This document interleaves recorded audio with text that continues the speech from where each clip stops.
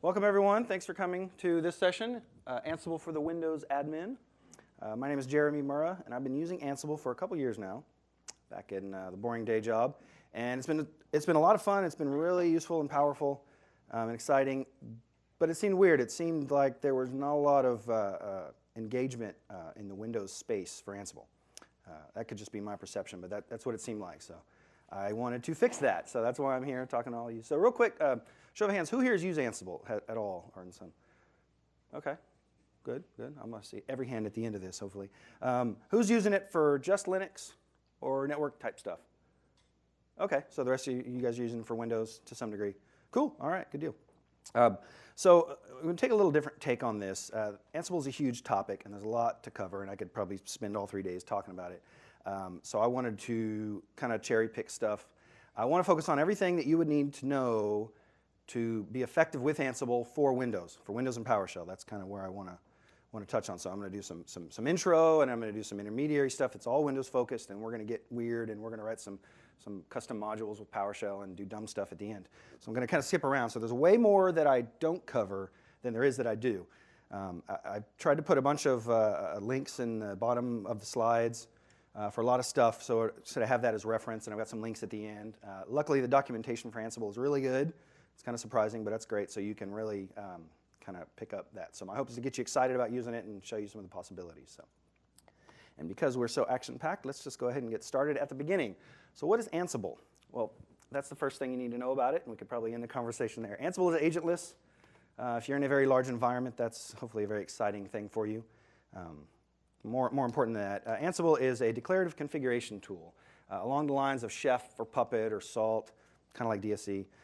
The idea being you declare a state for your machines and sort of design configurations. Say, this is how my machine should look. The other part of that is human-readable configuration. There's a sort of understanding that anything you describe about your machine when you declare state should be readable. I like to think of the boss test. Your boss should be able to walk over your shoulder and look at it and kind of be able to tell what it is it's doing. That way he doesn't ask you and you have to explain it to him. And that's so. It's agentless. If I mention it's cool. It's pretty awesome. It uses WinRM for all of its Windows interactions. So it makes a WinRM connection, just like PowerShell remoting, PS sessions, all that same kind of deal. Executes its payload and then comes back. So there's no agents to install or no pre-configuration, and that's important because if you're in a large environment and you say, hey, I want to use this new tool, but before I can even touch it, I've got to go make a configuration change on 5,000 servers. That's not going to happen. So none of that's necessary. We'll talk about the sort of progress of that over the years. In comparison to something like Chef or Puppet, it's sort of a distributed serverless sort of thing. There's not this master control server that you have to stand up or anything like that. It's basically a Linux program. It's a bunch of Python scripts bundled up. So anything that can run Python Linux programs, so pretty much any distribution can run it, and it's the entire thing. It's everything goes from there. Very push mode sort of distributed. So, and it's agentless. If I didn't mention that, so keep that in mind. So with all of that going for it, all those super cool things and the agentless thing, why is nobody talking about it, at least in the Windows space? And there's a whole bunch of different reasons that I wanted to kind of touch on a few that I thought might be misconceptions about why people are not using Ansible or why you may have ignored it, because these are why I ignored it for a while. First one being that it's just for Linux, which is understandable because it was invented by a guy at Red Hat who actually tried to sell it to him and they didn't want it, so he quit, made his own company, and then sold it to him for like $1 million or something. So it's a pretty cool story. But so it was written by Linux for Linux and kind of came up as a Linux configuration management tool. And if you looked at this even like a year ago, you'd say, oh, this is great for Linux, Windows, There's been a lot of changes lately, so definitely look at it again. A lot of stuff happens automatically. The Kerberos stuff in the pre-configuration, and Windows works great. If I were wearing a suit and a tie, I would say it's a first-class citizen. But I'm not going to say that because I don't do that sort of stuff. So I didn't say that. But somebody else might say that. The other big thing, which I worried about, was I don't know Python. Of course, Don said I got to learn Python, so I guess I got to go learn Python now. But you don't need to know it, and I didn't know, but I thought it was important, and which is understandable because in DSC it's very helpful to know PowerShell. I understand that in Chef and Puppet it's very helpful to know Ruby.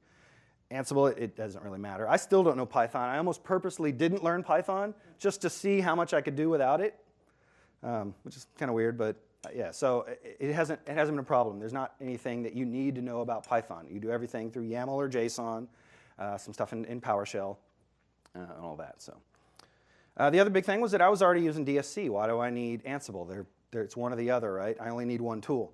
I really thought of them as sort of competing in the same space, and that's not really the case. They're very much more complementary.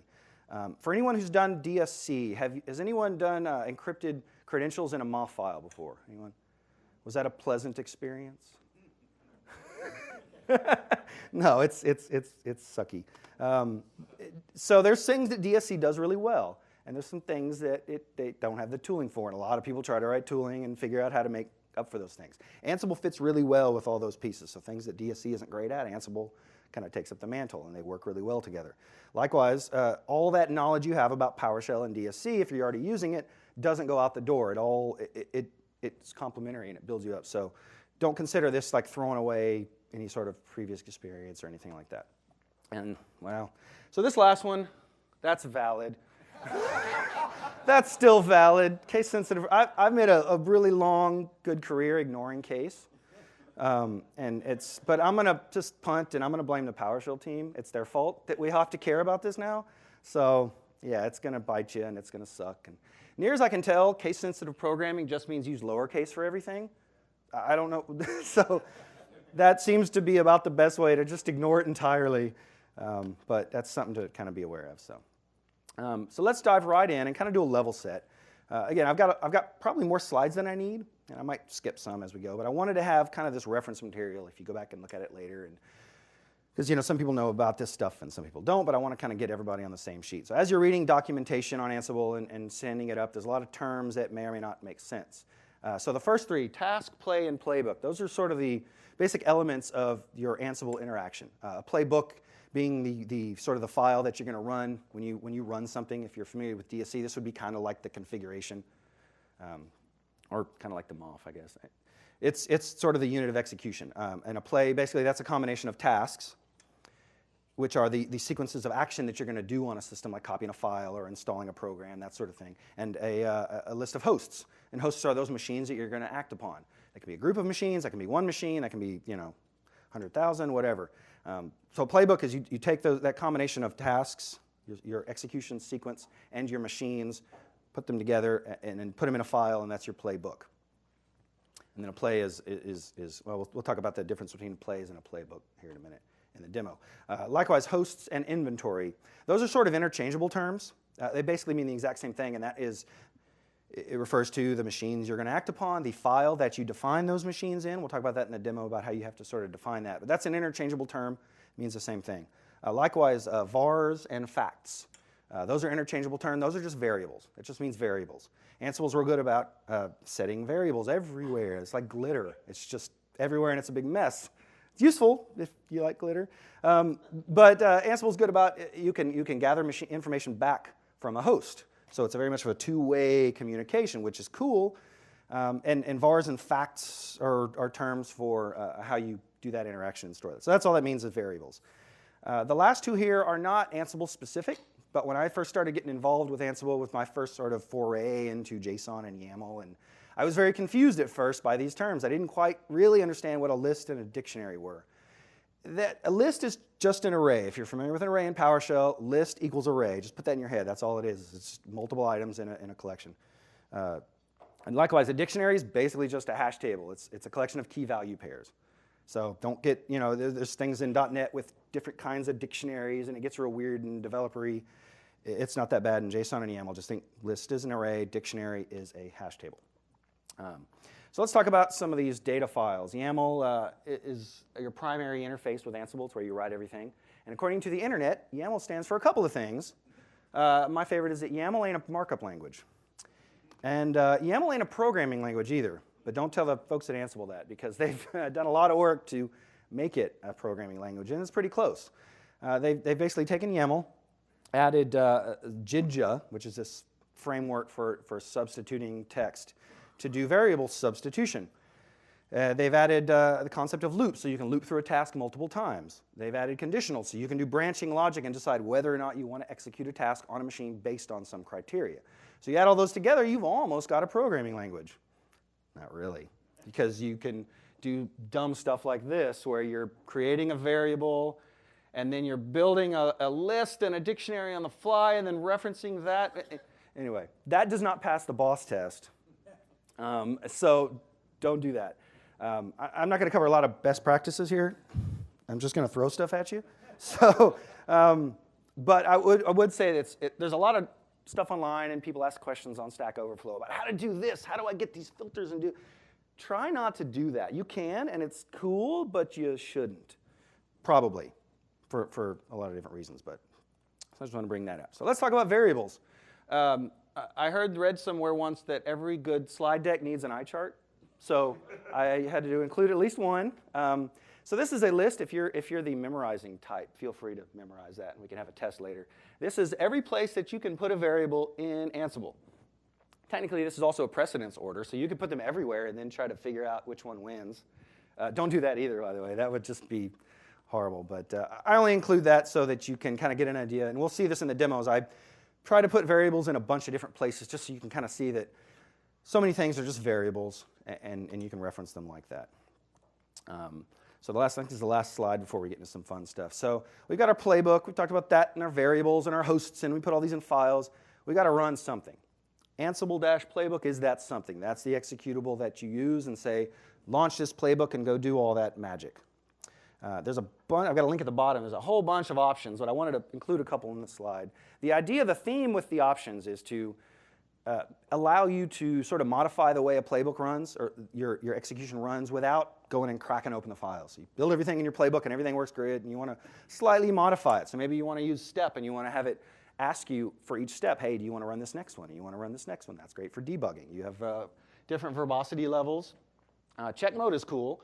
It's kind of like a what if. So you can run a playbook that's supposed to change a bunch of stuff, and you say, okay, don't change it, but let me know if you would have changed it as you run through it. That can be pretty useful. We'll talk about that more towards the end. So, all right, so let's do a demo. I've got my poor little laptop here is going to do some sweating. I've got 3 VMs, built with Vagrant Windows VMs, and I'm going to build a domain.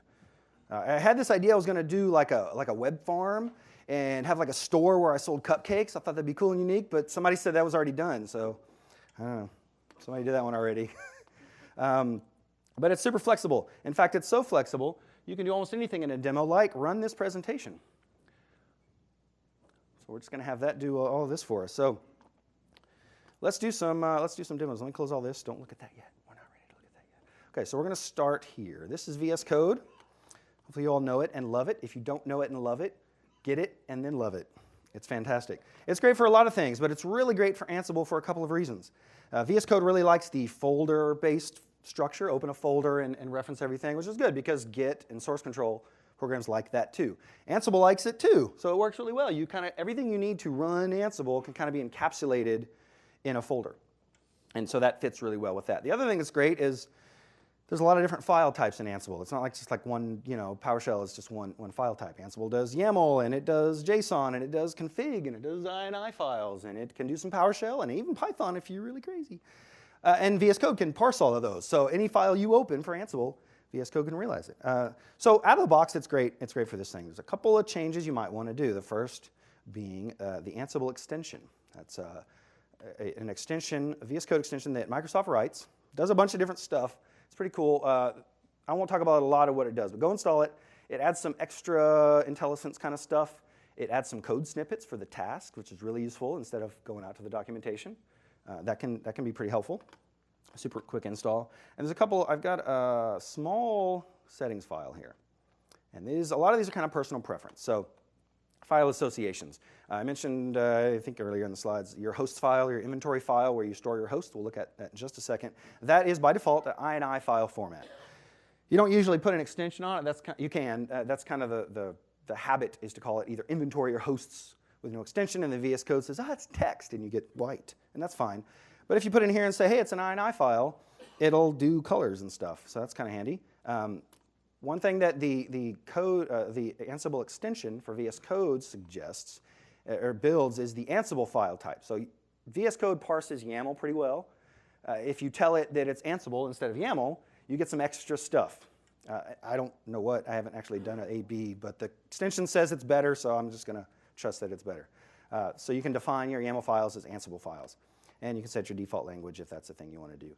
The big one that I think is most useful, though, is to set your default shell. Everything we do with Ansible is going to be done in Linux. For me on Windows, that means Windows Subsystem for Linux, WSL. If you're on a Mac, then you can just use whatever Linux shell Mac uses. That's probably already by the default. So if you're using Windows, you set this. Otherwise, it would come up with PowerShell, and you get to type bash. And so this is something I like to do. So also, I wanted to have a segue to talk about the Windows Subsystem for Linux. I'm a professional presenter, so we're going to do that. So I'm going to open up my shell, and because I've got my default here, it's going to launch me straight into bash. I also got some notes here. My original intention was to start with a plain vanilla, fresh downloaded Windows Subsystem for Linux.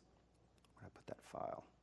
And then walk through setting that up and installing Ansible and doing all that kind of stuff. And it turns out that installing a bunch of packages is boring, slow, and may or may not work on the Wi-Fi anyway. So I'm just going to skip all that.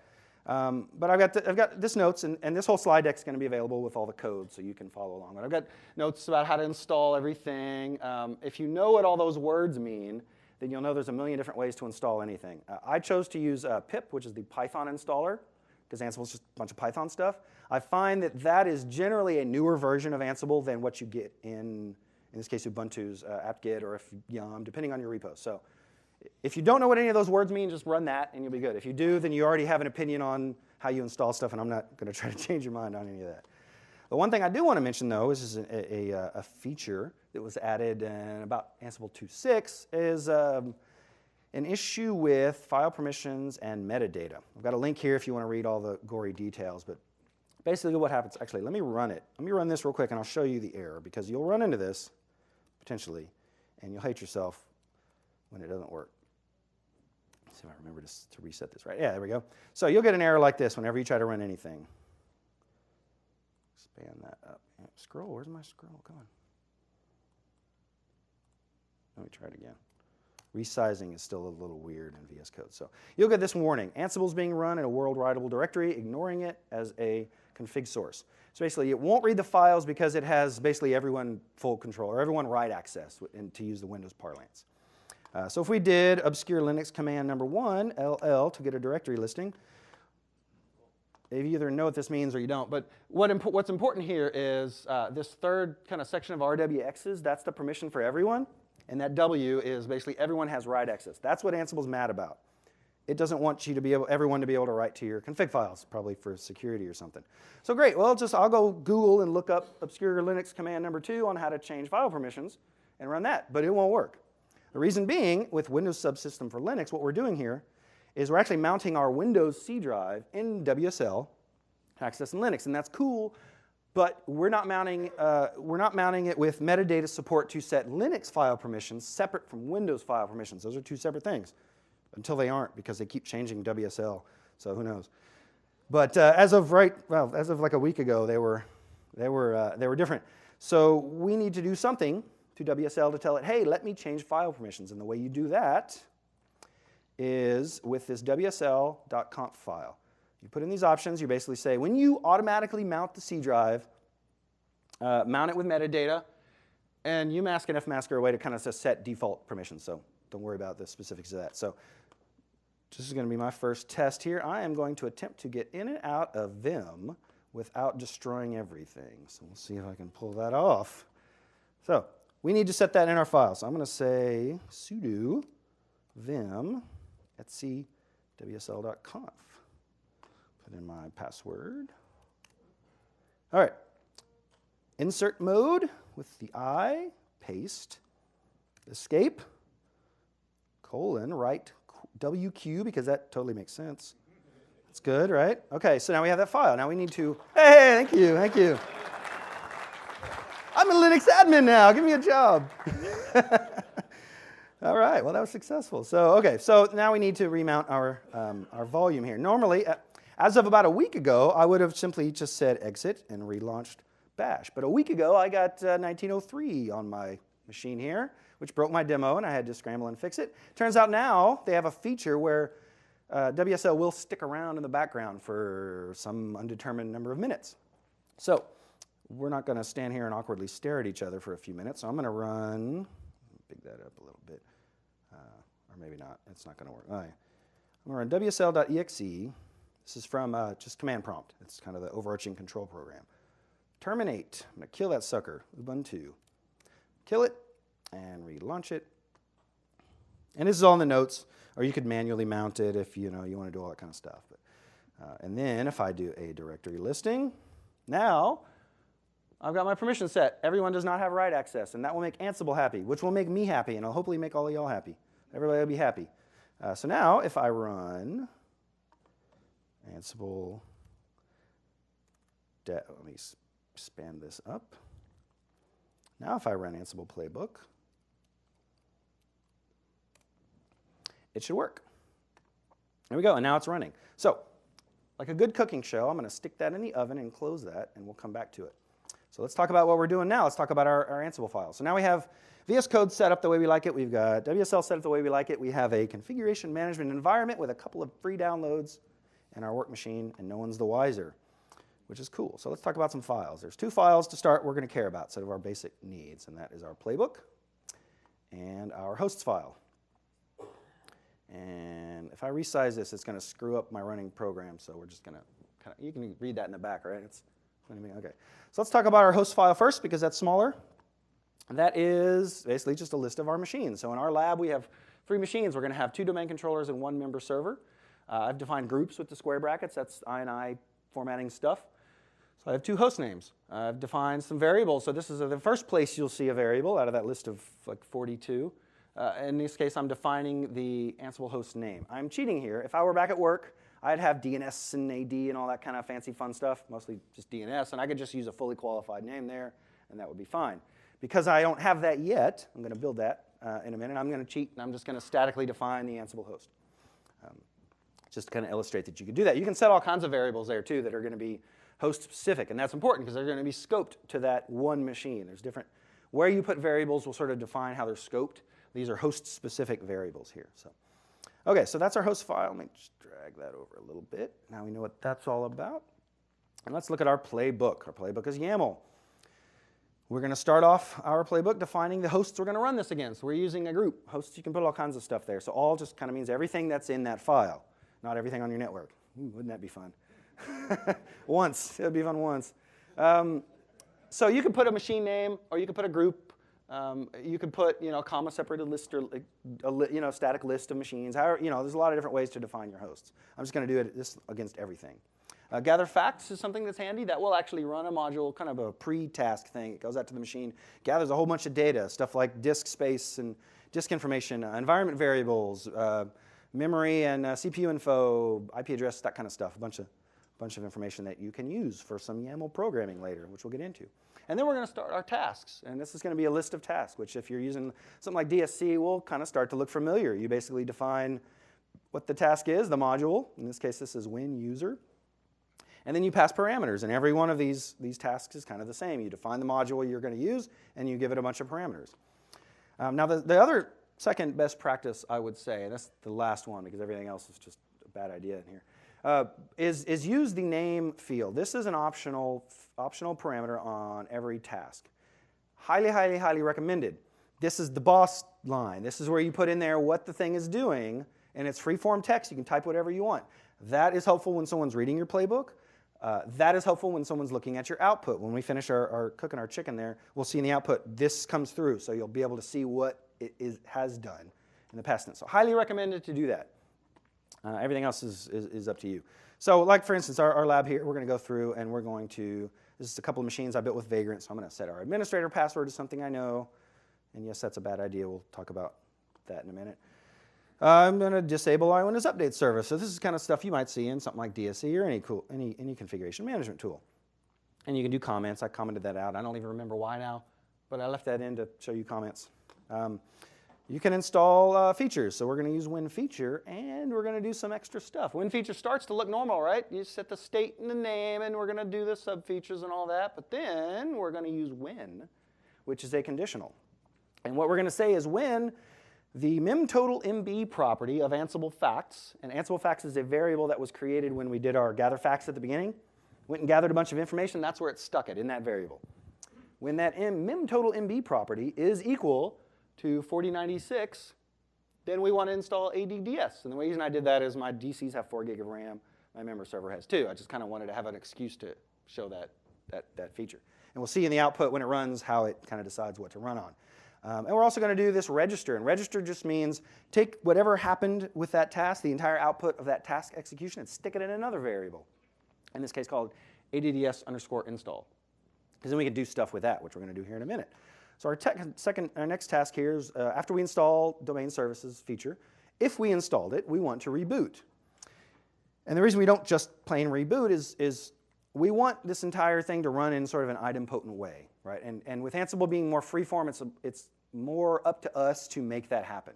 So if I ran this multiple times, I'm only going to install ADDS once, right? Because I'm declaring the state of present. But if I run that second time and it says, oh yeah, ADDS is installed, it wouldn't change anything. I don't need to reboot. I don't want to reboot my domain controller every time I install ADDS. That would be very bad.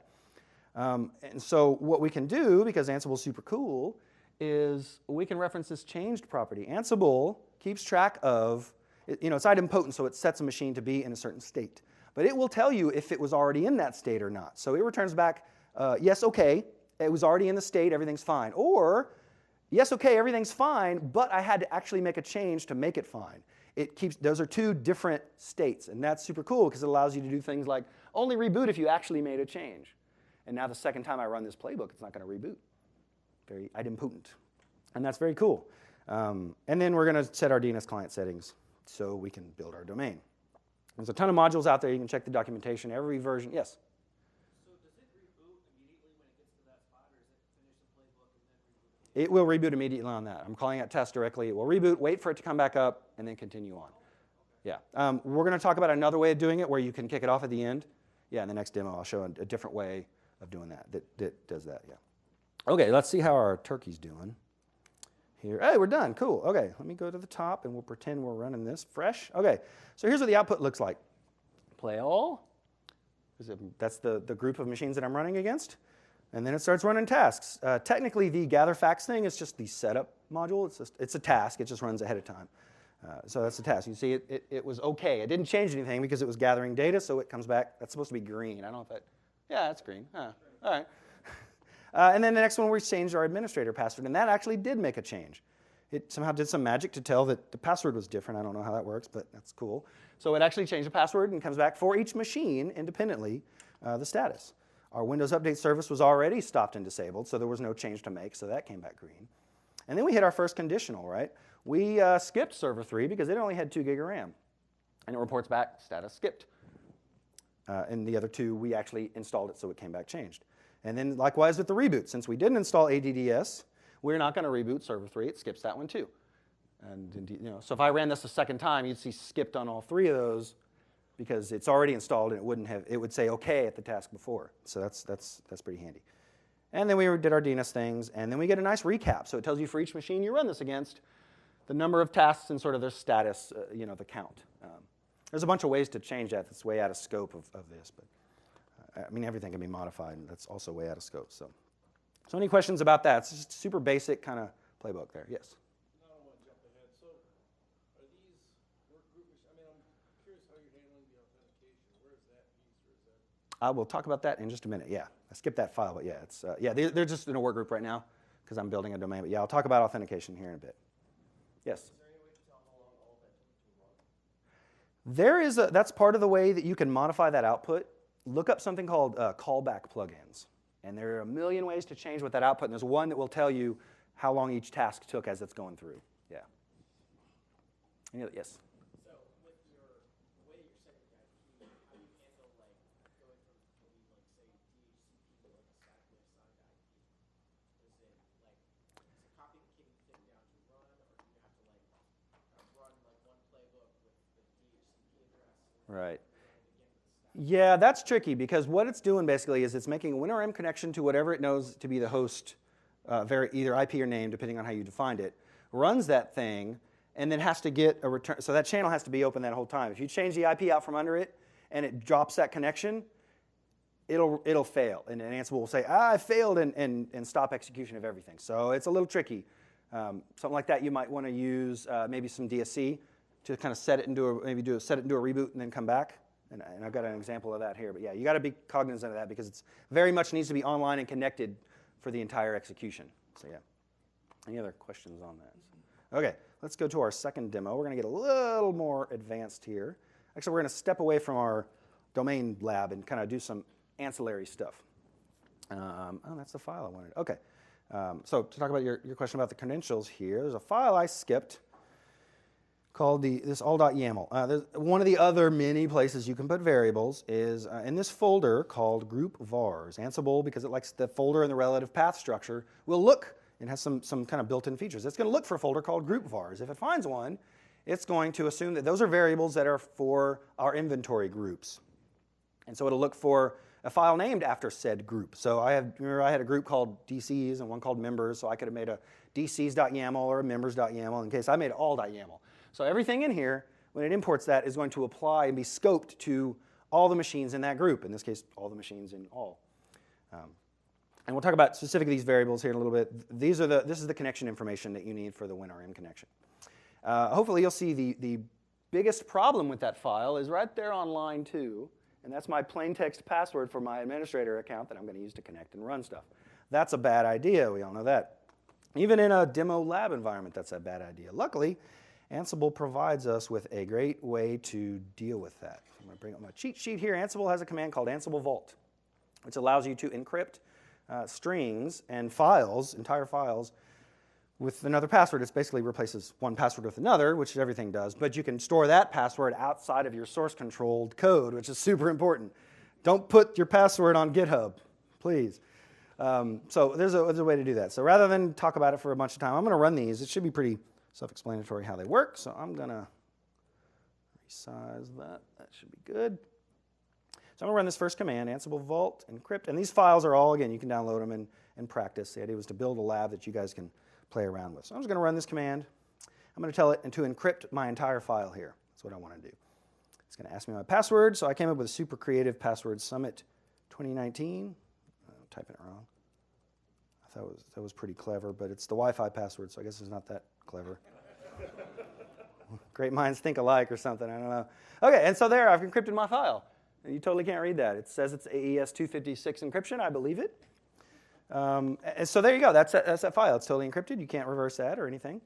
Unless you have a quantum computer, I guess. That's a thing that people do. So that's encrypted, and that's great. Let's say now we want to change something in that file. We can also decrypt it. Same command, just with the decrypt option. So we'll run that. It'll ask us, try that again. It'll ask us our password, and we'll actually type it in. 2019.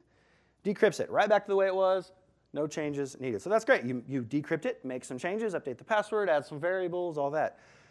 But what if you did that and then 6 months later to try to change something and you've lost your decryption password and that's saved off somewhere and you can't seem to find it? You're like, all right, well, I'll recreate the file. I store my passwords in a, you all store them in another location. You've got a secure password vault. So you're like, great, I'll just recreate the file. But you can't remember what all the variables were in the file because 6 months ago, right? You either documented that somewhere or you're just stuck. You can recreate the password, but you're stuck with the rest of the file. So there's another option. If you look at this file, the only thing we really care about is that password. We don't mind if people see the names of our variables or the username maybe or the connection strings. That's fine. It's really just the password. So we can encrypt just that string. So let's do that. So we'll run the Ansible Vault encrypt string command here. And you can see we tell it what string we want to, there it is, what string we want to encrypt and ask us the password and give it a name. And so we'll run that. So we're going to do the same passwords of Summit 2019. And I'm saying it all out loud so you guys can help me remember in case I forget. All right, so now we have output to the string our encrypted value string. So what we can do, because we gave it a name, you'll notice the pattern looks similar to what's in our file. We can copy this, replace this, and now we have our cake, and we can eat it too. We have our file, and we can see all our properties and our values, and we can still edit the stuff that we want to edit, but our password is encrypted. And so now if we lost it and we had to recreate just the password, we could get just the password. Or if we want to change just the password, we can change just the password. So that's great. So let's save that, and now that we are encrypted and secure, let's see what happens when we run our playbook. Let's run that playbook here. Oh, error, failed. Attempting to decrypt, but no vault secrets found. We encrypted our file, but we didn't tell Ansible when we ran it how to decrypt it. It doesn't know the password, so we need to tell it. So let me stretch this over a little bit. So when we run our playbook, we're going to use many of those options that we saw in that slide. The one being ask Vault pass. Now I'm using this all very interactively. There are ways to put those in a file, so you can use them automatically in unattended workflow type of stuff. But I'm trying to keep it simple here. So we're using ask Vault pass to prompt us for the Vault password. We're also going to use step to walk through our playbook. Because I'm all about the segues. I'm going to natural transitions. Although if I point them out, I guess they're not that natural. Whatever. I'm a professional. Okay, so let's do that. We're just going to ask us our Vault password, 2019, and then it's going to run. And let's go ahead and gather facts, yes. So, ooh, neat. Vault format error. What did I do? That's new. That's a new error, okay. Unhexlify error? All right, let me run my encryption string again. Neat, that's fun. I probably, yeah, all right, let's do that. Yeah, I probably copied it wrong when I copied it or something. Maybe, yeah. Well, yeah, no, so that white space is cool. Ignore the red squiggly. That's just YAML being dumb about that. Yeah, there's a couple issues that they ignore about fixing that, but 2019, we're just going to do it again. All right, well, it says successful, so, all right, copy. Yeah, it's different every time, so it's some magic algorithm, yeah. No, I had the string in the command over here. So yeah, see I say vagrant encrypt, yeah. Oh wait, no, I'm copying this. I can't talk and copy at the same time. Everybody shh. All right, let's try this again. Save it? That looks fine to me. All right, let's try our playbook again.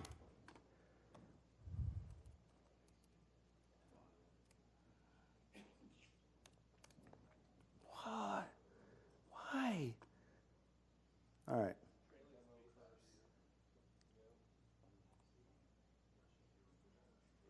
Where trailing, no? All right, well, we're just going to, yeah. We're just going to pretend that we did that. Seriously, it worked this morning, even. Yeah, all right. So this is totally encrypted. Right there, that's encrypted. I don't know. All right, we're going to run that. Is that what it is? It's some, yeah. Probably something like that. I don't know. I've done it exactly like this like a dozen times and never, I don't know. The line endings? Okay, so yeah. Could be something like that. That's probably, yeah, that's probably what it is.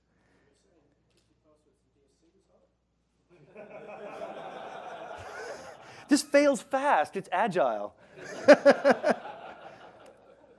All right, let's just carry on.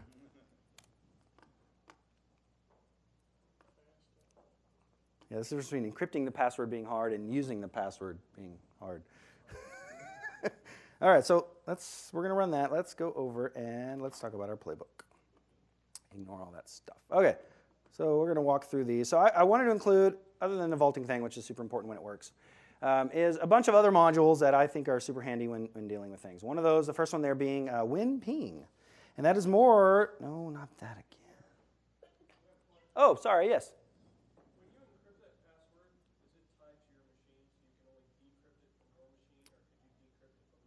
No, it is only tied to that vault password that you give it.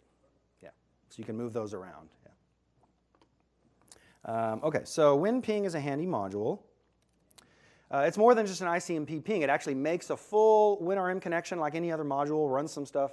It actually returns Pong as the text that comes back because they're clever. But it's a great module because that gives you your end-to-end connectivity. So if you want to know real quick or at the beginning of a run if anything else is even going to work, run WinPing. If that works, there's a pretty good chance that all your other modules will work. The next couple of modules there are Debug and Pause. And those I like to run together. Let's just run these real quick. debug is basically what it says. It'll just output a variable or a message string. You can practice some substitution, and if you get if you're building a string and you want to see if it comes out okay, and that's great to do with pause, because if you bury that way down in your playbook, you want it to do a bunch of stuff, get to there, output that to the screen, and then stop and let you look at it, and so then you can come in here and look and say, oh yeah, no, that looks cool, everything's fine there, everything's good, or oh no, that's horrible, I want to kill it. And so what pause will do is pause for however long you've said. We've said 5 minutes, but you can break that early. We don't have to stand here and do the awkward stare thing for 5 minutes. We can decide what we want to do. If it was horrible and we built our string wrong, we could just abort out and it would end right there. In our case, everything looks cool. We verified our data's good, so we're going to say Control-C and C and keep going. And that's really useful for troubleshooting. You put debugs all over the place. You can set conditionals on like verbosity level so they won't run all the time. Check out the help documentation on that. It's super useful. Another useful one is this WinShell. You can just run a simple command. You want to run PowerShell. You know when you're in DSC and you're like, oh, I'm going to use the script resource, but just today, I'm totally going to go write a module tomorrow when I have more time? And then you never do. This is that for Ansible. This is totally like the temporary thing until you write a module, or forever. But WinShell is just that. It's run a shell command, and it's just straight power. After the colon, it's just PowerShell. You don't have to do any weird escaping or anything. You just type your PowerShell, and it'll run it. And my poor machine can hear the fan going crazy, so all these commands taking a lot longer than they need to. Now these came back changed, but all I did was a get child item. I didn't change anything. But WinShell, Ansible doesn't know that because WinShell doesn't know what I ran. So just the way they wrote the module, it will always default to changed. And there's some ways that you can do more logic around fixing that. But that's something to be aware of with WinShell. It's sort of a best effort. It doesn't know what you did. It's kind of trying to guess.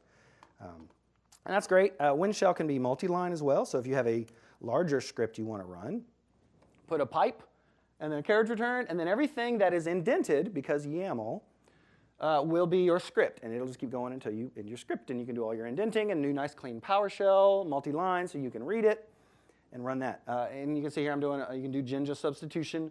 And that will do Ansible will do that substitution of whatever that Ansible variable value is into that script and then run that script. So it's kind of there's an order thing. But if you want to inject custom stuff into that script that executes, you can do that.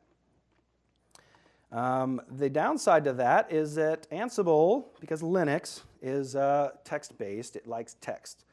And you can tell from we're going to look at the output of that WinShell command that we ran there. And yes, it totally sucks. That's the hint. Nope, not up there. We want to run yes here. So we're going to run that and look at the output. Okay, we're going to, that's all right. I mean, that's if you were looking at it and you cared about looking at it with your eyeballs, that's all right. But it's not good for anything else. And that's actually a list of each line. It scrapes each line independently. So you can reference, one line at a time. Like when you did batch scripting back in the day and you'd like parse the line and it's bad. But anyway, they try. But the actual standard out single value is, oh, that's so bad. Carriage returns and new lines. Oh, they try, but oh, Linux. Anyway, we're spoiled. We like our objects. We like our PowerShell. We want structure, right? But we have a text. That return is text, so we have to send text. So the best way to do anything with that is with JSON. That's the best way to represent complex objects in text to keep them intact is with JSON. So what we can do is run our same command, get child item, and convert it to JSON. And this would be in the shell. So PowerShell is going to convert it to JSON and then return that back to Ansible. So if we run that, it'll take a minute to run because my poor machine is slow. And we're going to use a register to stick that in a variable. And then we're going to use debug. We're going to do an output. What we're going to do here, this is one of the other options with debug, is build a string. So we're going to say the message is equal to with this value. What we're doing there with the pipe from JSON, that is a Jinja filter. And there are about 1 billion of them. So it's worse than the variables. You talk about glitter. You can do everything with YAML programming with Jinja filters. You probably shouldn't. But what we're going to basically do is take the standard out from our PowerShell that created JSON at standard output JSON text, convert it back from JSON text into objects for Ansible, lists and dictionaries in the YAML sense. So we're going to go ahead and run that. And that looks like JSON, right? Yeah. So you can't tell if that's actually text or actual objects, but it looks right. So to prove it to you, to do the magic trick, nothing at my sleeves. I don't even have sleeves. we're going to output that. So we're going to do some programming here, some YAML programming. We're going to use setFact, which is a handy module to create a variable. SetFact, setVar, whatever. Or setFact is the name of it, but facts and vars are the same. So we're going to create a fact called justNames. And what we're going to do, we're going to do a loop, and we're going to loop through all of these objects, pull the full name property, and stick those in a list. Just to kind of illustrate that these are objects that you can do object stuff with. So let's set our fact, ignore all of that, and then we're going to output our variable. And debug says, hey, we've got just names. And so that's what you can do. That's what we're used to dealing with objects and properties. And that's the best way to do that is convert it to JSON, convert it back from JSON, and do your stuff. And that is the end of the first play in our playbook. Any questions on that real quick before I move to the next? OK, so I mentioned we're going to get a little more complicated as we go. So a playbook is a play in a file, but technically it can be multiple plays. And the way this is cool is Ansible kind of can get into less just configuration management, and you can kind of start to get into sequenced orchestration a little bit. So what we're going to do is we did a bunch of stuff on our Windows machines. Well, now we're done with that. Now we're going to go to do something on another system. In this case, we're going to use localhost, which is our Linux system here, and we can do a module locally to connect to various things. In this case, we want to maybe we want to connect out to a REST API. Those are popular, I hear. The kids like REST APIs. So let's look at how we might do that. And I also want to do layers like an onion. I'm going to show code snippets all at the same time. So let's use the URI module. Hey, there's some suggestions there. I can just say URI. Oh, they got a code snippet. Let's see what that looks like. URI is the name of the module for doing web request. It's like invoke REST method in Ansible is URI. So URI, oh, ooh, look at that. That is a snippet. Holy cow.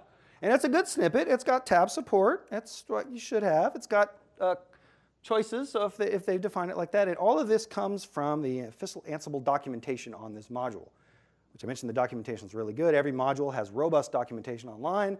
The Ansible extension turns all that into code snippets. You can see the comment after each one is the text from the documentation. So you don't have to go out to the internet. You can just do it right in here. Now, I'm not going to let you watch me type this out for a half hour, so I just kind of wanted to show you the code snippet. So we're gonna kill that. Any questions on any of that before we go on to some more slides? Yes? So if it can make REST calls, let's say you have rotating passwords in a password vault with REST support, would it be possible to do this to dynamically update that credentials file that we had previously? Yes. Well, you could set a variable. That's tricky because, yeah, so you would do that. You could do that in one play and then set a variable. Then you'd have to do another play to initiate to the machine that you want to connect with, so that you would use those variables. Like you couldn't do that while you're already connected, to that machine, because it's not going to refresh that variable. It's already using it. But yeah, you could totally do that and set it in memory and do that. Yeah. Yes. What distinguishes the plays within that playbook? Is it the hosts section? Yes. The indentation, because YAML. So yeah, this dash hosts. And then everything is going to technically be indented under that. And then when you get done, you go back to that first line and say another dash hosts, and that's another play. You can actually set a name for that. You can, yes. I actually mentioned that a little bit later. But yeah, that's something that I always forget to do. But it's a really good idea is to do dash name at the top of your play. It'll indicate the beginning of a play and give you the same useful output on the string. So yes, that's a good point. Yes?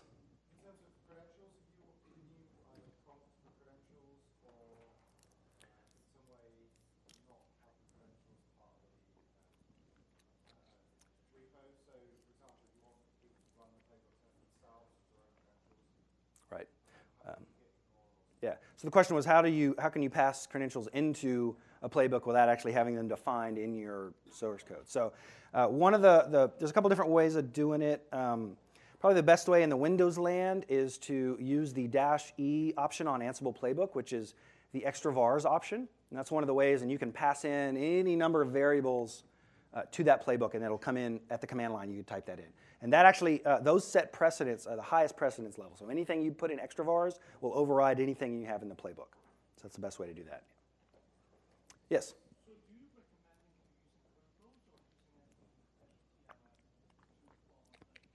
using Kerberos is best if you have a domain and everything's configured. I haven't built that yet, so I don't have it. But yes, Kerberos would be the way to go. So the other question is, like, if I want to copy the file from the share, so I could get the double hop. Yes. I've got a whole set of slides on that here in just a minute. Yeah, that's fun, isn't it? Yeah. Okay, any other questions on this stuff here? Cool. We're actually doing good on time, so that's awesome. All right, I'm going to kill this and go Ansible. Bring us some PowerPoint. All right. Let's talk about those variables that I kept saying I was going to talk about eventually. Here we are. So we're going to talk about some Windows stuff here, and we're going to talk about Kerberos. When you connect to a Windows machine, this is the basic set of information you need to give to Ansible. You need to tell it how to do that WinRM connection. Obviously, you need a username and password, and we learned how to potentially encrypt that. It totally works. I promise it works. But not in PowerPoint. So username and password, we're going to tell it the kind of connection, which is going to be WinRM, obviously. That's there because SSH for Linux and other stuff for whatever else. WinRM, of course, we can define our ports, 5985 or 5986 if we're doing SSL. And we can define the transport. And here's where you would say NTLM or Kerberos or certificate if you're the NSA, or Cred SSP if you just don't like security. There's a bunch of options. Anyway, whatever you need to do, it supports all those options. And this last one is my favorite, WinRM message encryption. So much so that I dedicated several slides to it. So let's take a trip down memory lane. WinRM on Windows. When you get a basic vanilla Windows box and you check Enable Remoting, it creates a listener on 5985. But it's cool, Windows is cool. They don't actually do plain text. There is encryption of the message within inside that. So if you tried to harvest some data, you'd be encrypted. That's how that works by default. You can turn on plain text, but you all know better, right? It technically supports it. It's not out of the box. The other option, if you want to do it, is to use SSL encryption of the entire connection. You can put a certificate, define all that, create a listener on 5986, attach to that certificate, and do connections that way. That is cool. It takes some configuration, and it's unique to each machine, so it's hard to sort of automate that at scale. And that's a problem. The problem, though, is that initially, this is how Ansible worked. You had two options. If you said 5985, it was expecting plain text. If you said 5986, of course, it was expecting you to do certificates. And that was sad Panda Day because I've got several thousand servers and I didn't want to put certificates on all of them, but that was kind of my only option until around Ansible 2.6, PyWinRM 0.30, and I remember the number because I was so excited when it happened. They added support for message encryption. So now, using that Ansible WinRM message encryption value, you can say 5985 with message encryption, and that matches exactly Windows default settings. So no longer do you have to pre-configure anything, which is fantastic. The reason I mention it and dedicate 3 slides to it is the community, Ansible community, to their credit, spent a bunch of time and documentation and work helping you do those certificates. Almost everything you read about this, blog post and official documentation will say, you got to do certificates. Here's a helper script, and here's how to do self-signed. And so when you read that stuff, you think, oh, I've got to do all this stuff. Everything says I have to do it. You don't. Not anymore. So that's awesome, but I wanted to bring that up. So use that value. The other big deal is Kerberos Double Hop. Sad. So Kerberos Double Hop authentication issues have been around forever. It's not something you run into a lot of the time in day-to-day business. You know, the examples you see online are like, oh, if you connect to a web server and then it tries to impersonate you to a SQL database, but we don't do that kind of stuff. What we do, though, is WinRM connections and then try to do stuff. And so you'll run into it more with Ansible because everything you do in Ansible for Windows is that first hop. Right? You connect to a Windows machine to do something. So if you wanted to, say, do something in Active Directory, you probably shouldn't connect from Ansible directly to your domain controller and run some random script. That probably is not a best practice. Your security guys should get mad at you if you do that. So what you might do is go to like a jump box, some Windows box, anywhere, and then from there, use the actual AD commandlets to go in the right way. But that's the second hop, and that will fail, and you'll be sad. Likewise with database stuff, no worky. File copies, network share copies. You connect here and then say, copy from the network down to here. That's not going to work. And so you'll run into that a lot more. So, but there are several different ways of addressing that. So there's a couple options. There's Cred SSP. I just wanted to, this is not a preference order. I just wanted to get that one out of the way first. This is totally not the one you should be using. But if it's constrained and you know what you're doing and you can control it, might be right for your environment. But that's an option. It does require some configuration on the endpoint because Windows doesn't turn that on by default. Unless you have that GPO set that turns on everywhere and then don't. I'm sorry. But probably requires some configuration. And we just talked about how we can not do pre-configuration, right? So that's not ideal for those reasons. along with all the security implications. Another option is Kerberos delegation. You could allow that. Now, I haven't actually tested that one. I just pulled that out of the documentation. It should work. But again, though, depending on your AD setup, especially with admin accounts, you may not allow delegation of those credentials. You probably shouldn't. So that may require some talks with your AD folks. And again, and then it's limited. You can only delegate the account you connected with, which may be fine, or it may not. A better option, so it got its own slide, is Become. Become is a built-in Ansible option. And it comes from the weird Unix land of sort of become root or become super user, sort of self-elevate execution. In Windows land, all it means is run as. That's it. It doesn't mean, the UAC elevation stuff. It has nothing to do with that, which was weird at first. But no, it just means run as. When you see become, it just means run as. But because it's built into Ansible, you can reference that as an option on tasks or on entire plays.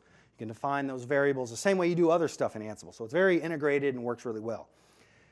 And it's flexible. So you're saying run as. You could run as the same user on that system, and then it would initiate a new connection to make that second hop really just a new first hop. Or you could run as a completely different user. You can run it as system. If you want to do some stuff like Windows updates, when you got to run those as system, you can do it with something like that. That slide we had where you connect to a domain controller. Maybe that first hop you use a server admin account, and then you do a become to run as to the domain connection as a domain admin account to do domain stuff. So there's a lot of flexibility there. So this is probably about the best option. Technically, you can also use Windiest, which we'll talk about here in a minute.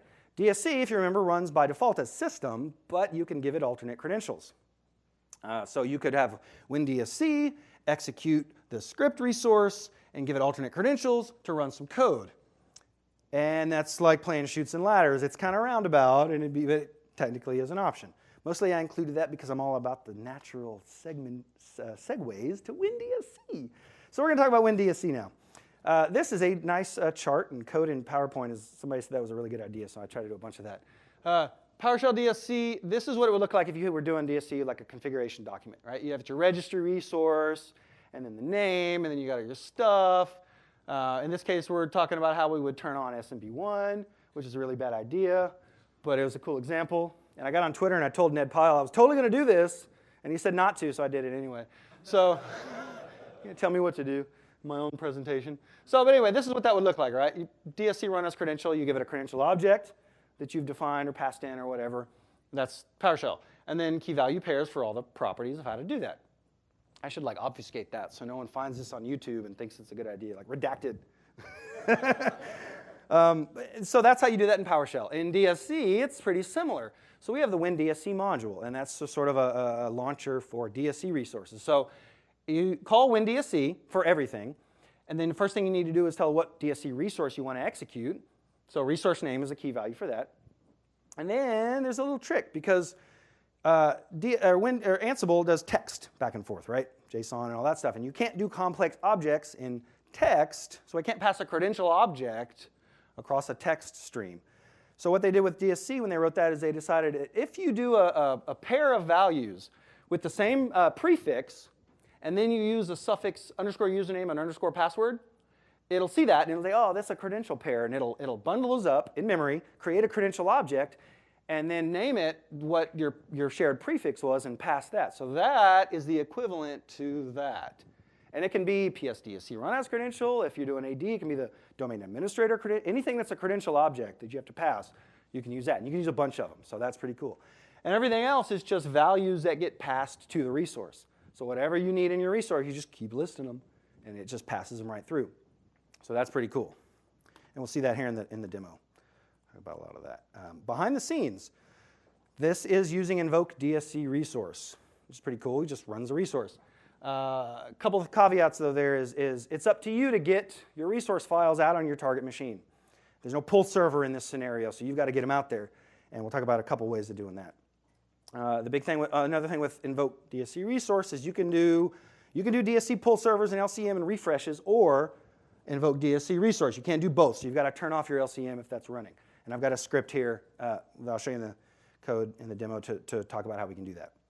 Another thing that's a kind of a catch that I actually ran into and blew some stuff up at night, unfortunately. It's always at night, right? Is that you can only run Invoke DSC Resource one at a time.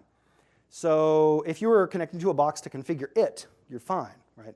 But if you were using that jump box scenario and like connecting to it, had a playbook, and then going to like AD or something, and then your buddies were running that same playbook because they're trying to be effective employees and do work, and boom, you got Invoke DSC Resource running at the same time, it'll blow up. So if you're in that scenario where you could potentially collide, then consider not using DSC because that could bite you in the butt at 2 a.m. because it always gets you at 2 a.m., right?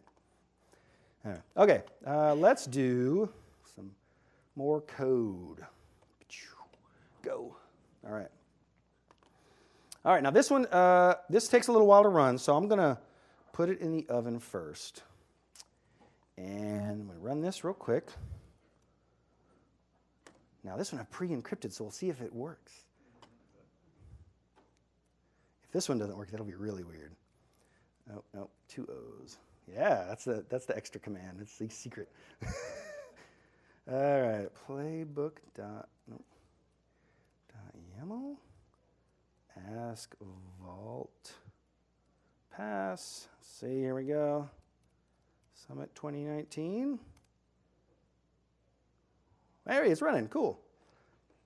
Okay, so let me close this, and we're going to let that cook because that takes a little while. Let's talk about what we're doing here.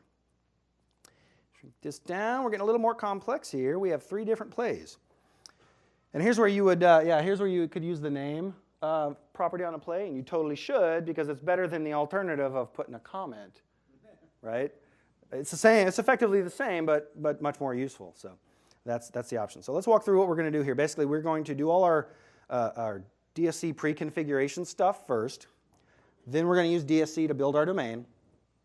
Then we're going to use DSC again to join our members to that domain. And I wanted to illustrate the sort of the delineation, like when you end one play and use another, what's the sort of the line there? And the line there is when your hosts that you're acting upon change. So in our case, we're going to do all our DSC stuff on all our DCs. Then we're going to create the domain on just one.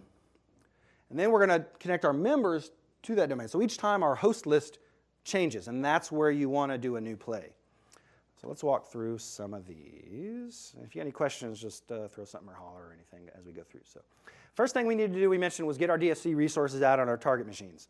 A couple of different ways of doing that. The first one is the coolest, WinPS module. That connects, that actually is sort of a wrapper for PSGit. It actually connects to your target machine, runs PSGit or whatever they call it now, to connect out to the PS gallery, download the module, install module, and stick it in the right place. And so then you have version control and all that, and that's cool. What's also cool is there's an option in that module to use a private repo. So if you have an internal corporate repository, you can put that in there, and it will connect to the target machine, register it as a provider, and then download from it. So that's super cool. And again, it's idempotent, so we're just declaring it should be present. Because I don't have much faith in the Wi-Fi here, I'm going to just expect that that's going to fail. So I have ignore errors here true. So in case that fails to download from the internet, that's cool. It'll keep going. And then I'm going to use WinCopy. That's sort of my backup. And what you can do, I've already pre-downloaded Active Directory, so I've got that in my files list here. So I copy that to the modules folder on the destination. But you think about it, that's even kind of cool because really I'm copying from a Linux folder across the network to a local Windows folder over that WinRM connection. It's super easy. I mean, you just define the 2 paths. And you can do a lot of options. You can copy remotely and say from this Windows machine to this Windows, or this Windows folder to this Windows folder, or vice versa. Or, there's a lot of different options with that, but they make it pretty easy to do that. So those are your 2 options for getting your resources out there.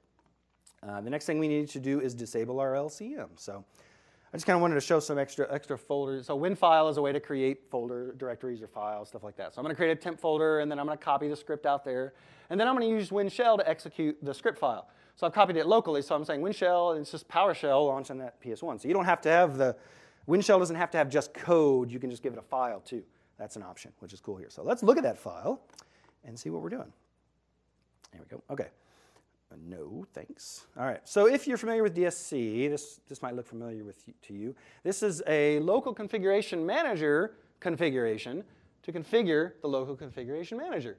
And we define configuration and settings. And what matters here, what Invoke DSC Resource is looking for is this right here. Refresh mode equals disable. That's the important value. But you can set you're configuring the LCM, so you can set other values. In my case, because I am using DSC to do a domain, I want DSC to handle the reboot. I'm talking about that live connection thing. I want it to go ahead and reboot and then come back, and then I'm going to wait for it, and I'll talk about how to avoid it all falling apart. But in my case, I want DSC to do the reboot, so I'm setting that value. And then I have my code to compile them off and then configure it. And this is all, I'm going to transfer this over. So this is all running on my target machine. So it's like a remote local compilation, right? Like local auto machine, it's creating them off all locally through remote locally. Yeah. I don't know how he would describe that, but that's what's happening there. And that works. So and that's a pretty good way of doing that. So where were we? Okay, and so that's basically our prerequisites. We have our resources out on our target machines. We got the LCM turned off. We're ready to use WinDSC. Any questions on any of that before I go on? All right. You guys are excited to see some action, right? Cool. Okay. So now we got our second play, and we're going to create a domain. Now, we only want to run that once. We don't want to create the domain at the same time on multiple DCs. That would probably end poorly for us. So we're going to connect to one host. There's a bunch of ways of doing that. Since DCs is just a list, our group is just a list, we're going to use that nomenclature to say, pick the first element out of that list and run it on that one. I could type DC01, whatever, if I wanted to be specific. There's a bunch of different ways of doing it, but I just kind of wanted to show that it's just a list at the end of the day. You can just do that. Variables. There's another place that you can put variables. We haven't run out of spots yet.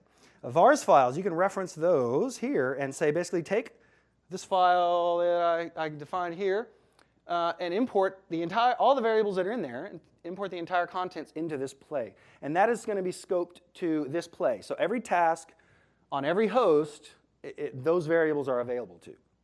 So that's one of the many options. I lost count. I think it's like 6 or 7 so far that where we're putting stuff. Okay, so yeah, that's a way to import variables, and then we can create our domain. And we've got a name here, create domain on first DC. WinDSC, so we're going to use the XAD domain DSC resource. We've got a couple credential objects we've got to pass to it. Interesting thing about the safe mode administrator password, technically it just needs a password, but if you look at the resource, it defines that as a credential object. So we have to do a pair so that WinDSC will know to turn that into a credential object. So we just give it a garbage username, just so it knows how to, it won't, if you do just underscore password, what's that? It has to have that pair is what it's looking for. And again, we can call it whatever we want. And those are the names of these are the names of the properties that the resource is looking for. And then we're using a bunch of defaults here. So that's going to create the domain. And then DSC is going to do the reboot for us. So it's going to come back and say, yes, I'm done. And then it's going to kick off a reboot. And normally Ansible would then go to do the next task, find the machine offline, fall down and fail horribly and cry in red tears. So what we're going to do instead, to avoid that, is we're going to use wait for connection, which is a built-in module to do just that.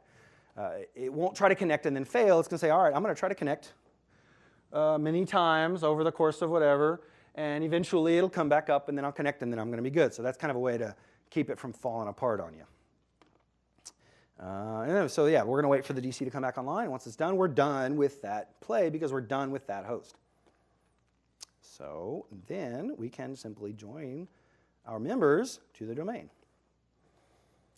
So yeah, members, same kind of deal. It's totally starting to look familiar to you, how plays start. I've got my vars files here, but I've also added vars. This is number 7, places to put variables. So I can define a variable directly in here. So here, quiz time. I'm defining domain name here, and I also have domain name defined here. Which one wins? Does it? I have no idea. I was gonna hope you guys were paying attention. But just to point out, I chart. Yeah, I'll go back. Hold on. No, I just wanted to point that out because it's easy to get yourself in a state where you think this is all working the way it should be working, but maybe not. So that's probably true. That makes most sense. So, but yeah. Yeah, well, that's true, right? I mean, that's not a guarantee. So, but anyway, yeah. So look that up. If you start putting domain variables in a lot of places, watch out. Okay, so now we need to do the same sort of pre-configuration on our member server. So we're going to use WinPS module to download and install our module. We're going to expect that to fail, so then we're going to copy it locally. Now, I threw this in here to show you guys a loop. So a loop is kind of cool. I can define a list here. That's a static defined list. I could do it in a variable, define a list object in a variable file or something like that. But what's it going to do? It's just going to do a copy. Now I'm doing substitution. So in PowerShell, for each object, you use $_ to reference the currently iterating member of the loop. in Ansible loop, you use item. So item is the name of the variable for whichever one you're acting upon. You use the two braces to do that substitution. It puts that text in that text and then runs that module. And then it'll copy them both out there. So that'll get our resources out there. And same deal, we're going to copy out our script and then do our disable our LCM. Now in this case, I wrote a different script called no reboot because I want to do the reboot on this one. Same exact configuration we saw before. I just have reboot set to false. So, because again, you can do all kinds of LCM configuration settings in that script while you're in there, if that's what you need to do. And then I'm going to run the script. So this is the same stuff we saw before. In this case, I'm going to go through here, and I need to wait for the domain to come up. My DC's done installing and rebooting, but AD is doing stuff to make the domain come up. So there's this handy DSC resource, wait for AD domain. I'm going to say, cool, wait for that. I'm going to do some substitution to put the domain to wait for. Once that's up and online, then I'm going to use my xcomputer DSC resource to add the machines to the domain. And again, doing my substitution, creating my credential object with my domain admin username and password, and that's all done in memory, encrypted, so there's not sticking it in files anywhere, so that's nice and secure.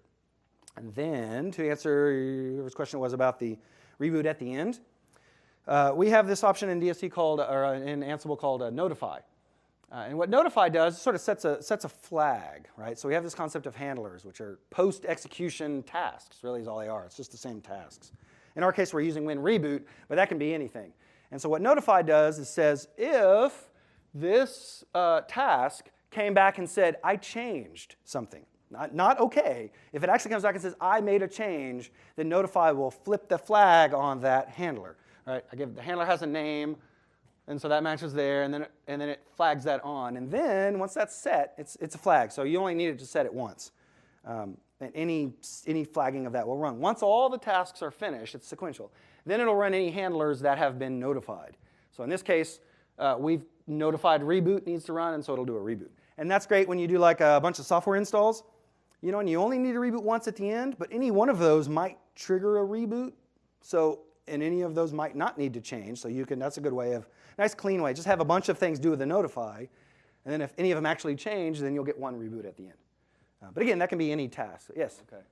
Yes, the question was, can I just use Ansible to query the state of like an actual configuration document with the LCM and all that? Probably. That's not really how it's kind of designed for that interaction. You could probably put that together. It would probably be painful to do that.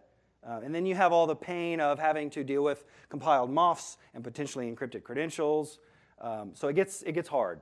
You could probably do that interaction, yes. So, any other questions on any of that? Yes, in the back. Do you ever use the --list host for check before you're running a playbook that maybe creates some changes? That would be a really good idea. The question was, do I ever use list hosts or check on Ansible Playbook to sort of run a what-if scenario first? That would be a really good idea.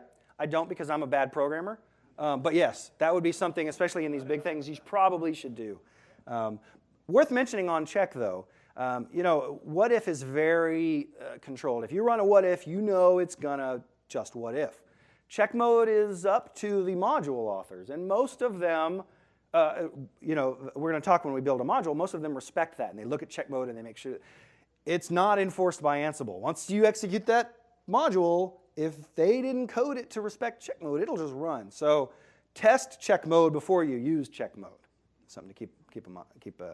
So that's a good question. So the question was, how are credential objects with become encrypted as they transfer over the wire? So along the lines of transcription, do this exercise. Turn on, in GPEdit, go in and turn on super mega script block logging and flag all that stuff. Run a basic playbook with one task in it, and then go look at your log. The way it works is amazing. You can do an entire session. It takes the whole thing, turns it into a base 64 string of the entire script and the module and the options, packages that up in JSON, sends that over, builds a module from that on the fly in memory, then passes the credentials to the task execution and runs. It's amazing. Specifically about credentials in plain text, I think that's all covered with that, but I don't know specifically. I believe yeah, seriously, do that exercise. Turn on all your logging and run a task. It'll blow your mind. It's really cool and kind of terrifying the way it does that, the way it runs those. So let's walk through this and see how we did here. Okay. PS module failed, that's cool, we expected that, so we're ignoring it. Ansible, usually when you get a failure, it's done. One failure and it's done on that machine. So it's important to handle errors like that. It won't just keep going. But with ignore, it'll keep going. We did our copy, disable the LCM, then we get our second play, and see how much better that is? So play 1, play DCs. It just told us the group we were running it on. Second play, because we used the name property, tells us play. Second play creates domain. So that's way better. So yeah, use name on plays and tasks. Highly recommended. Anyway, then we created the domain, and that one took a long time. This would be where that how long does each task run would be super useful, because that one takes a long time for some reason. Then it waits for it to come back online. The next play, because we used a comment again, it just says members, which is not as useful. And then we did some. So here's our loop, and this is kind of interesting. This is so weird. That one works every time. The computer management PS-Git, that one goes to the gallery and gets it, and the other one fails. So you're 0 for, I don't know, Wi-Fi, 0 for 1. That worked. That's cool. So that actually downloaded. And because that downloaded and worked, I mean, I totally did that on purpose so I could show this. Yeah, that was on purpose. Yeah, so that did it on, it installed computer management on the machine, so when it got to the copy, they're green because they were already on there. And then DCO2 already had Active Directory, so it returns back, the point being, this is that loop, but it returns back the individual status from each task execution on each machine. And then you can do the dot change, and you can do programmatic stuff against that. So that's super handy. We copied the script and disabled the LCM and all kinds of exciting stuff. Waited for the domain, joined the machines to the domain, and then we ran our handler. So because this was changed, then it tripped that flag and ran this. If that hadn't been changed, you wouldn't even see it. It wouldn't even. It's going to skip it because it didn't activate any of those handlers. So we got one reboot at the end, which is super handy. That's it. We got a domain now, which is super cool. Any questions on any of this? All right, we're doing great on time. Cool. Am I like talking like super fast and you guys are like, what is he? I didn't play YouTube on slow mode or anything. Hopefully you guys are, that's, yeah, so, okay. But hopefully some of this is helpful. Well, you're not paying attention. You're surfing Twitter on your thing there. That's. I can see the reflection. You're not fooling me. Yes? Computer management? Okay, so for the people at home, use computer management. Don't use X's. That's right. They were the X's and the C's and stuff is all gone now, right? Okay, cool. Yeah, I've been off doing Ansible and not paying attention to DSC. I can't keep track. Cool. Okay. Yeah. Any other questions on any of this? Let's go do some more slides. How about that? Huh? Yeah, all right. Boom. Okay. So let's talk about custom modules. Ansible, writing your own Ansible modules. Why would you do that? Well, there's more now, but there used to not be very many Windows Ansible modules. There was like 10 when I first started messing with this. It's like, I don't know, what is it, like 75 or so now? It's a 50, 75. It's a pretty good list. It grows every time. But again, that's not a lot. So there's a pretty good chance that what you're trying to do may not already have a native Windows Ansible module. DSC resources. There's probably a DSC resource for what you want to do because there's a lot of those. But there may not be. It may be one you want to, doing something weird that DSC doesn't already have one, or because of what we talked about before, you may not want to use DSC, like the jump box scenario, or maybe you don't want to turn off the LCM. So there might be reasons you can't use DSC. Or a big one is, if you want to gather data. DSC doesn't really do that, so that may be an option. And maybe you want to be a good programmer and you don't want to use WinShell forever, and so you want to package that up the way you're supposed to and have something a little more robust so that you can control the outputs and the change status and all that kind of stuff. And then this is a big one. Maybe you want to get data. Maybe there is already a native Ansible module to get the data you want, but it's in a weird format. And then you got to do a whole bunch of like YAML programming to pull lists out of dictionaries and do filters and gnarly stuff to get the data that you actually care about. And that can be painful. So you're like, well, yeah, I'll just write my own version of that module to give me the data exactly the way I want it so I can go on with my life and have a human-readable configuration. Or you're just a weirdo and you want to know if it's possible and you want to do dumb stuff with Ansible, which is the best reason, by the way, for just about anything. So that's my excuse. So let's talk about module authoring. The first thing you need to know, take notes, Windows modules are written in PowerShell. Linux modules are written in Python. Because we all know PowerShell only runs on Windows, right? Right? No, no, PowerShell runs everywhere now. So you can, in fact, and the Ansible people will probably say this is a horrible, horrible idea, but you can totally write Ansible modules running in PowerShell core and run them friggin' anywhere.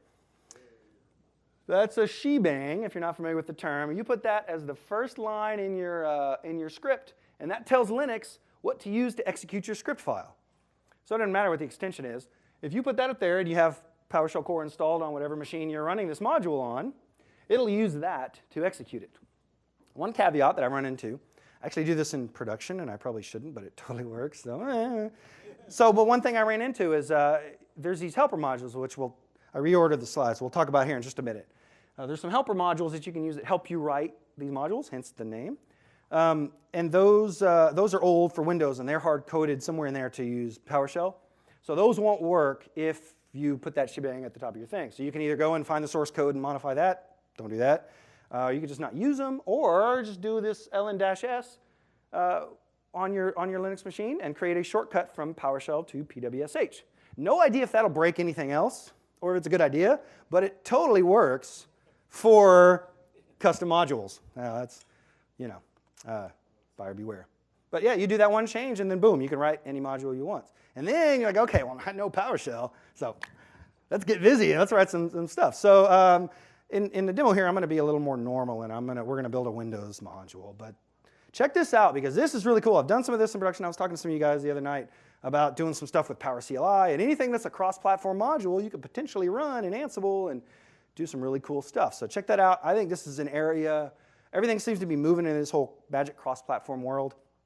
And so I think this is an area that could potentially grow a lot. Whether it's a good idea or not, I don't know, but it's fun. So how are we doing on time? Anybody have a time? 7 minutes. Okay, cool. I can go through some of these. So I'll tell you what, I'm going to skip a bunch of these slides, review them later. I've got a bunch of information on exactly how to write a module. But instead, I'm going to go to the demo where we actually write a module, and we'll just cover it all there. So, but check these out. Download the slides. It's got a bunch of reference material. And there's a link at the bottom that covers all this in great detail. So let's skip out of all these slides, and let's go straight to our demo.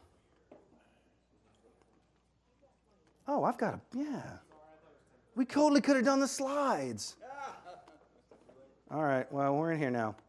No, you know what? This is my presentation. We're doing slides. We're doing our slides. Gotta tell me what the... Okay. All right, we're back in here. All right, where were we? Okay, so a Windows module is relatively easy. It's just a PS1 file. You don't have to have a module manifest or a certain folder structure or versioning or any of that. One PS1 module file, name it after whatever you want the module to be called, .ps1, and that's it. Throw it in a library folder. We'll talk about where to put it so that Ansible can find it. And that's kind of it. So the idea, though, is basically you make a PS1, does whatever it is that you're trying to do with your module. The important thing is that you pass JSON in, because Ansible likes JSON. JSON goes in, JSON comes out, everybody's happy. The way it looks like, if you've ever gone like CMD and said PowerShell.exe script file and then some arguments, that's how it feels. It takes whatever you stick after your script, turns it into $args, a big blob of whatever, passes that in, and then you can reference $args and all that.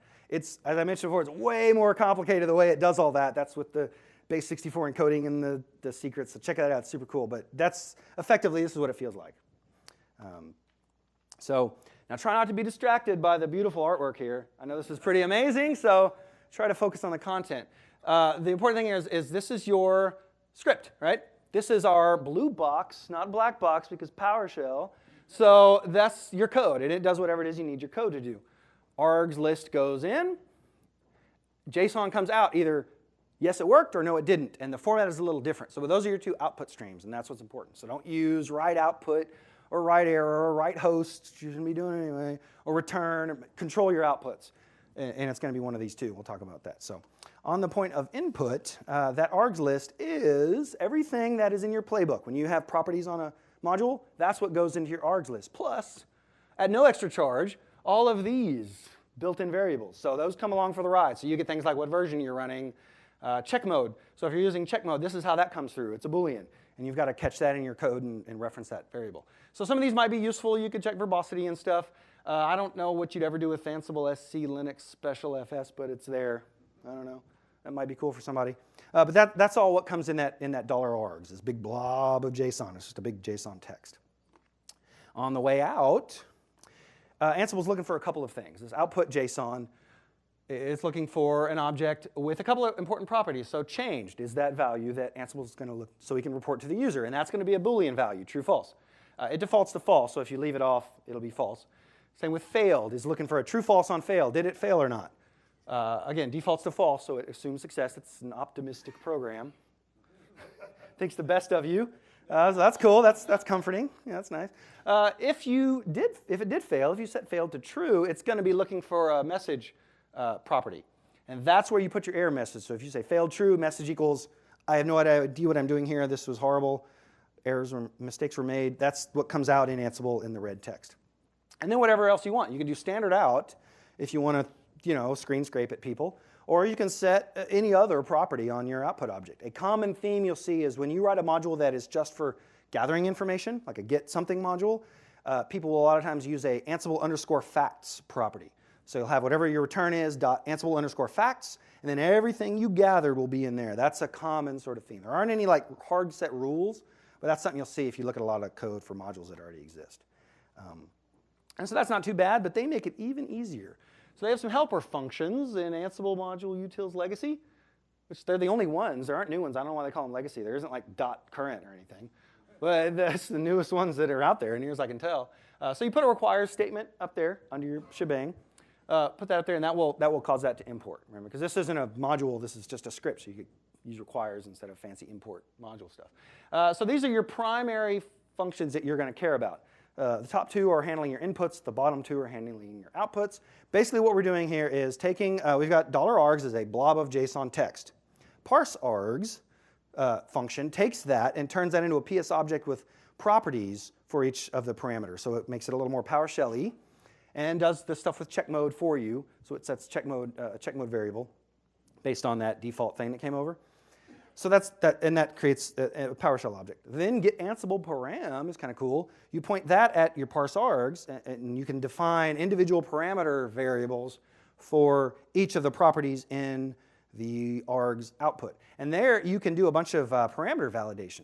So you can do things like cast it as a certain type. So the type should be string or int or whatever. You can do like fail if empty sort of things. You can do validate set, some of that stuff. It's not quite as full-featured as an advanced function, but it's pretty close. So that's where you would do all that, and we'll see that here in the code. And once you're done with that, you basically have all your parameters and variables, and you do whatever you want to do in your little blue box. And then you handle your output. So it's two things, right? It either worked or it didn't. So fail JSON, if you run that command and pass it the output object and an error message, it'll build your output object, with your return and with the dot message property, and it'll format that. It's not anything earth-shattering or groundbreaking. It's just kind of a convenience thing. Same with exit JSON. It just turns it into JSON and does some formatting. But the key thing is to remember is use those. Don't use write error or throw or return or don't have extraneous text output that you don't catch, because that'll totally get confusing. Control all your outputs and have them only be one of those two things. So that's important. We're going to skip this. We'll talk about this in the code. Documentation is technically in Python. It's OK. It's just like, seriously, it's a text block. It's like you say at the beginning, like 3 tick marks, and then at the very bottom, you do 3 tick marks, and it's just text. So you can look in kind of, best is to look at a current example of a module. It's all kinds of weird indenting and formatting to make it just right. It's kind of weird, but it's a good idea. So, and I got a bunch of slides on that for some reason. I don't know why I put like 4 slides on documentation, because no one really cares. So let's just go to the demo. But now I'm all messed up because you made me skip hold on. All right. So we got another 15 minutes. Awesome. Okay. Let's see. Let's look at what a playbook might look like. So we built a domain, right, in the last thing. And everybody knows the first thing you should do as a good domain admin after you build a domain is create a bunch of admin users, right? Hand them out to your friends like, hey, you're an admin, you're an admin, you're an admin. That's the best practice. It's not a best practice. Don't do that. But anyway, we're going to do that here for fun. We're going to create a bunch of admin accounts. And so what we might do, let's say we want to use Ansible to find some information about the primary administrator account. which is what we're using to connect here. So we might do something like this, right? One option would be say, well, let's use getAdUser in a Win shell, and we can do some filtering. Say get all the ones that say admin something. Do our little JSON trick so we can do stuff with it, and then we'll put them in a set fact so that we can turn them back from JSON, and then maybe we'll do a loop and we'll try to build a list and try to find the one that is what we connected with. It's a mess. So that might be one that would work, but it's not pretty, or your boss is going to be mad at you for not understanding what you're doing. And so that would work. The second option, we could be like, all right, well, let's do more in WinShell. So like getAdUser, and then we'll do the filtering and over here, right? And so we'll get the one user in there, and we'll do some Jinja substitution and do our JSON trick, and that's a little cleaner, but it's still not great. And then, of course, if we decided, oh, well, now we want to run it, we want to look for a different user, then we're coming in here and we're changing our code, and that's not ideal. So our third option, which is the third one, so it's, of course, the perfect one, this is a lot more readable, right? What if we could just use a module to do the kind of query we want to do and then return data in the way that we want to do it? So like we say, I want to search SAM account name for this value, and I only want to get back these 3 properties, right? And if I change my mind and I want to get a different set of properties, I'm not changing my code, I just changed the list there. So this is a lot more readable. Your boss is going to be a lot more comfortable with what you're doing. He looks over your shoulder, and that's cleaner. So that's the example we're going to do. We're going to write that module. Well, I've already written it. I'm going to show you that module. So here in this in our folder, we've added a new folder called library. And that's just sort of a common thing. What we've done here is we use, I don't think I actually talked about the Ansible config file. That's basically a way to sort of override defaults for a lot of things. But in this case, we're using that to set locations for things. So we're telling it, hey, that's where our inventory is located in this host file. Our library, instead of looking in etc Ansible blah, blah, blah, library where all the default modules are, we want to look in .library, so that which is this folder we just made. So you don't have to call it library. You call it whatever. That's a common thing, is to call it library. So then it knows to look in there. It'll still look in the original. So you're not losing all your other modules, but this adds support for that. So now you have your module. It can find it. That's really the only requirement. And then name it what you want to call it. So let's open it up. And I even wrote documentation because I'm so good. So if you want to learn how to write documentation, use this example and check it out. I'm not going to talk about it because that's kind of boring. So let's talk about our PowerShell. That's more fun. Ooh. And you can do Python interpreting if you doing that. Well, we don't want to do that. So let's start at the beginning. OK, begin at the beginning. So we are going to require our legacy modules, helper modules. And obviously, we need to require Active Directory. Interesting point of note, Ansible runs all these PowerShell scripts in strict mode. So set that so IntelliSense will be smart and not cause you pain. And then we're going to start our input stuff here, right? So we've got our $args is our big blob. So we're going to use parseargs to turn that into params, which is going to be an object with properties. And that's where it does the check mode stuff. So it does that for you. Now I've included here these options for check mode and diff mode.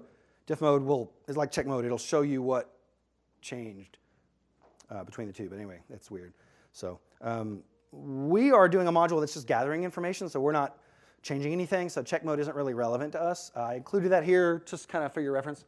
So you can see the names of the variables that come through, and you can reference them. And then you've got stuff. So if you write a module that does change stuff, use those and make your users happy.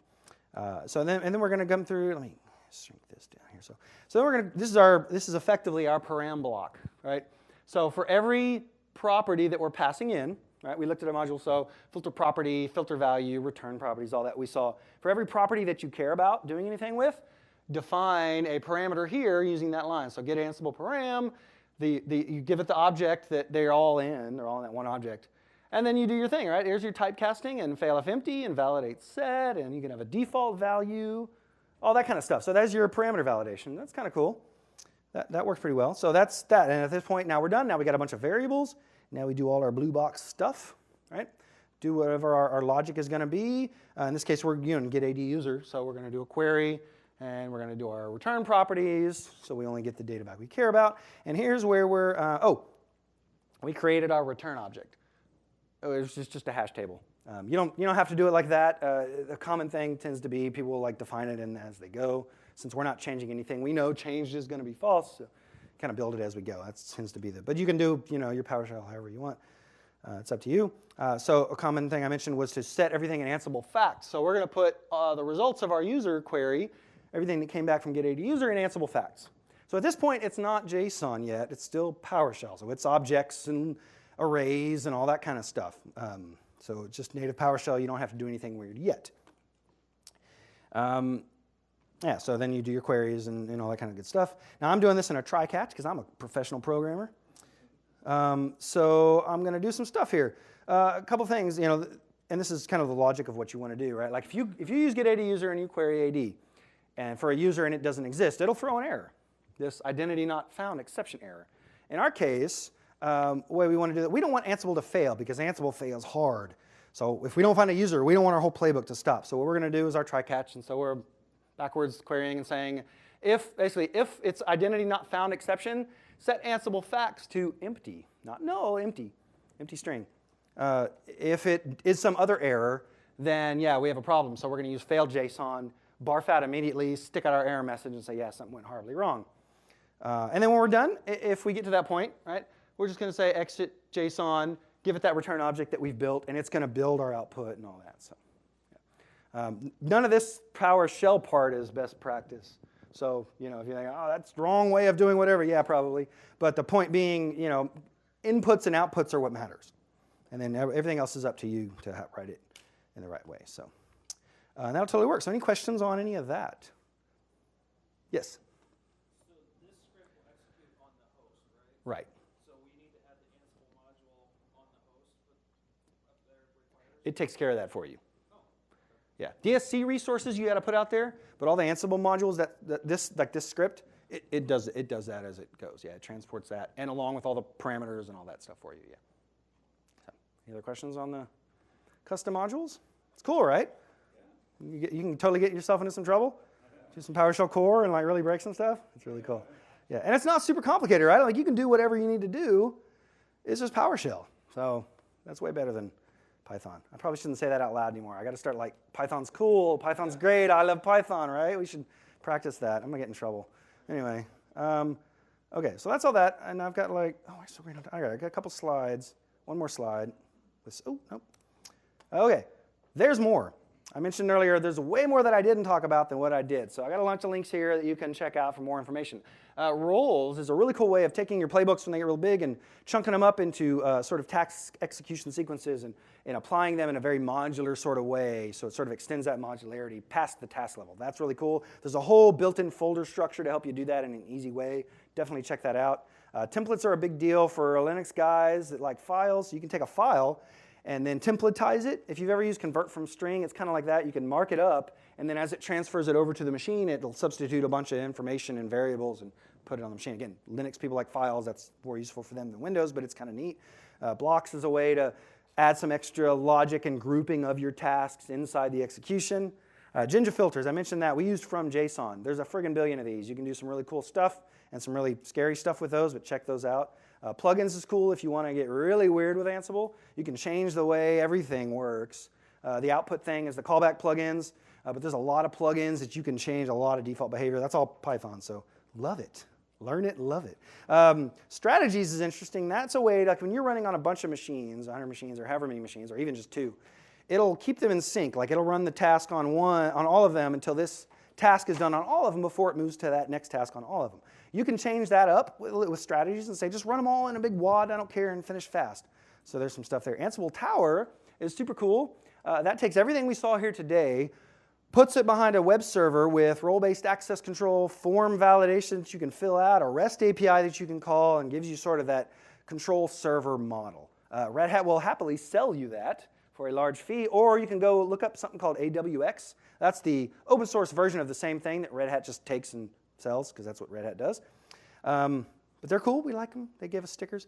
This is the GitHub page for Ansible. It's all open source. You can go out there and browse through that and look at all the code, and all those Windows modules that are built in are in there, and you can kind of see how they do it. The Ansible community is very robust. Not a lot of Windows guys, so let's change that. A lot of Linux network type stuff, but they're very active in general. So if you want to learn more about how to get involved, check out that link. It talks about how the community kind of works. And then finally, this presentation, everything you saw today, all the slides, all the demos, that launcher thing, all the text files, everything you need about the notes about WSL is all in there. So you should be able to take that, go home, use it, play with it. It should be really awesome. And that's all I have. So thank you very much. Fill out your surveys.